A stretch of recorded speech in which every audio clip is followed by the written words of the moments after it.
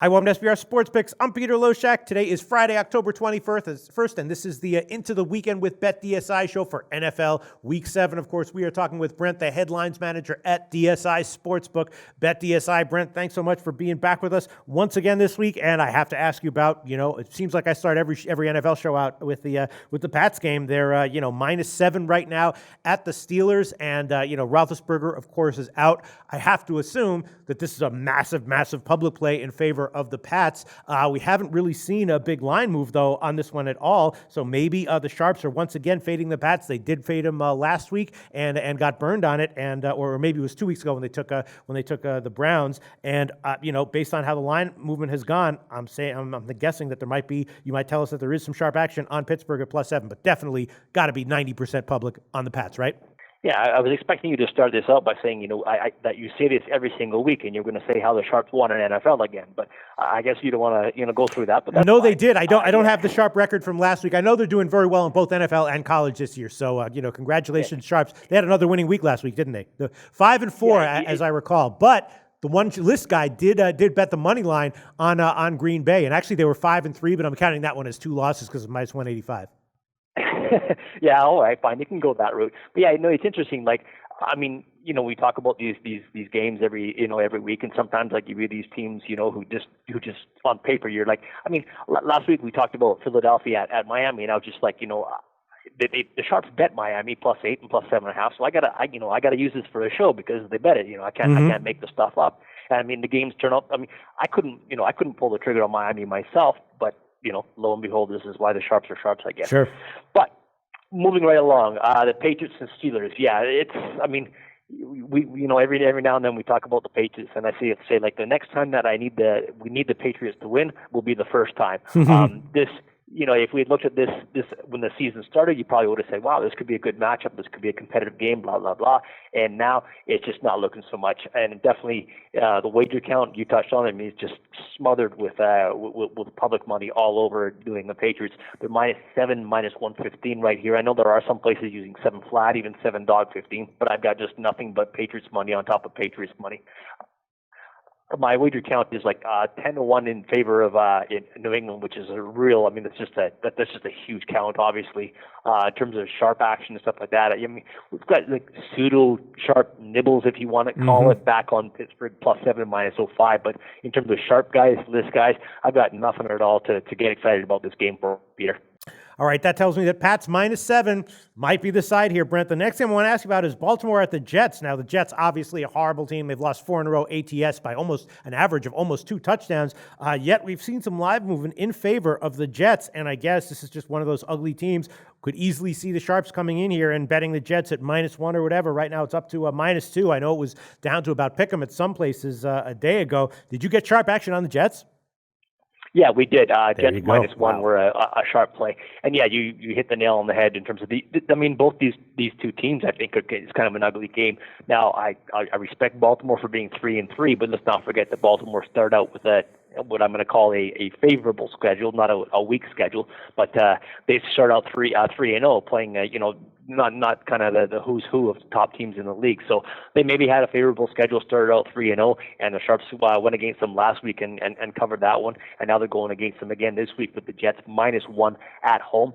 My wager count actually favors the Ravens, which I'm kind of happy about because this could be a situation where I've got public money on Baltimore, and again, it might be one of those cases where people are looking at this game and say, well, it's not who do I like, but who do I like less. And in terms of the public, at least they kind of, you can kind of, wrap your mind about liking the Ravens or whatever. With the Jets, their defense certainly is not at all what it used to be. They're going with Geno Smith back at quarterback and stuff like that, so a little turmoil and stuff like that. There's, if you want to make a convincing argument in terms of who to back, you can kind of, convince yourself to bet the Ravens. But I definitely do have sharp guys on the Jets and more wagers on the Baltimore Ravens. Now, my actual money obviously, favors the Jets almost like 3-1 because the sharp guys have the bigger bankroll and fire max wagers as opposed to the smaller ones. But it's kind of interesting for me at least to see that I actually have more bets on the Ravens because I couldn't bet on them myself. All right, but sharp action though on the Jets. That's clear sharp action. List guys, right? Yes, absolutely. All right, there you have it. And then another game we've seen a significant line move, right, is Minnesota at Philly. Minnesota, of course, coming off the bye, it was -1 earlier in the week. Now it's solidly -3. I've even seen some like -3s, -20s around the market. What drove that number?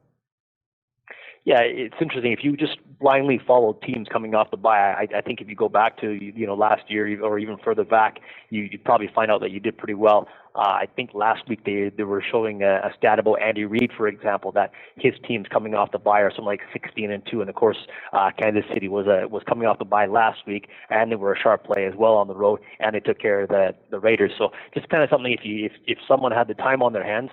Hint, Peter. You could document that and see how teams are doing against the spread off the bye. But I think you'd find it be a favorable result. This game is a case like that as well, with the Vikings coming off the bye. We had sharp action on Minnesota -2.5. Right here, I'm all the way up to 3 -115. So the Vikings at the Eagles -3 -115 right now. Sharp action was on the Vikings -2.5.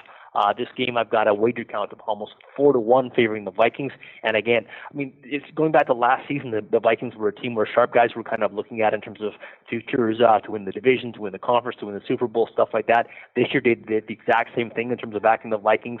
Now they've had some, bad luck with the quarterback getting hurt, bad luck in terms of the running back getting hurt. But it seems like the defense and the kind of system that they follow just kind of breeds results nowadays. And Minnesota sitting at 5-0 on the road at the 3-2 Eagles, and I've got sharp action again. Minnesota -2.5. We're all the way up to 3 -115. Looking at the total, I've got good two-way action. We're sitting at 39 right now, but I've got 39.5. But I don't have anything sharp on the total. All right, so no sharp action on the Pats-Steelers game. That tells me the Pats are the side there. Sharp action on the Jets and Minnesota. What else can you tell us about NFL Week 7, Brent? Yeah, again, it's always interesting in terms of talking about these numbers as we do on Friday and see where they end up on Sundays. Now, from the Patriots game, as we touched on, that I've got just a ton of money one way on New England. So if that line does happen to drop, you can be pretty sure that it's going to be sharp money the other way, because the public is all over New England, and that's going to continue as a trend. That's for sure. So just something to look out for. That's just keep your eye out for that if you want to. Talking about these teams that I have to mention that sharp action is on. We'll take the Cleveland Browns as one of those teams as well that I have to mention, simply because I have sharp action on Cleveland plus 10.5 -115. Now that was a very sharp guy who bought the half point to take it to 10.5 and lay the 115. So Cleveland, you gotta, they covered the spread last week on the road at Tennessee. Again, maybe not a whole lot to like about them, but again, I mean, Cincinnati's at home as a 10-point favorite, maybe 10 -115 out there. So Cincinnati really hasn't looked that great this year either. But again, I mean, just tough to hold your nose and get behind the Browns, but the Sharps have done that. The 0-6 Cleveland Browns getting the money from sharp guys so far. My money in terms of the actual wager count is almost 2-1 favoring Cincinnati, so not much of a surprise there. The actual dollar volume on it is pretty much even, so that's clearly indicative of a sharp and public split for sure. Down to the Oakland-Jacksonville game.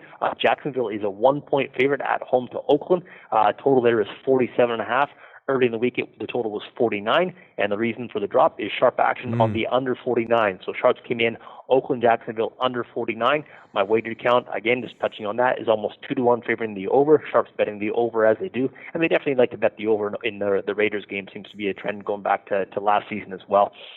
And what else do I got for you? The Monday night game, yes, that would be Houston at Denver Broncos. Houston, I mean, it's funny, if you look at that division, the Houston, Tennessee, Jacksonville, Indianapolis. I mean, from top to bottom, it seems like year after year we have the same conversation, saying, someone's leading the division at 4-2.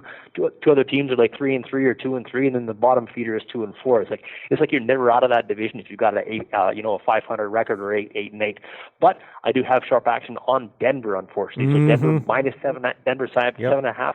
-05 was sharp. We're all the way up to 9 right now. Denver as a home favorite, and no surprise in terms of my wager count being almost 3-1 favoring Denver, and my money's almost 8-1 favoring Denver. So we're really lopsided on that one, Peter.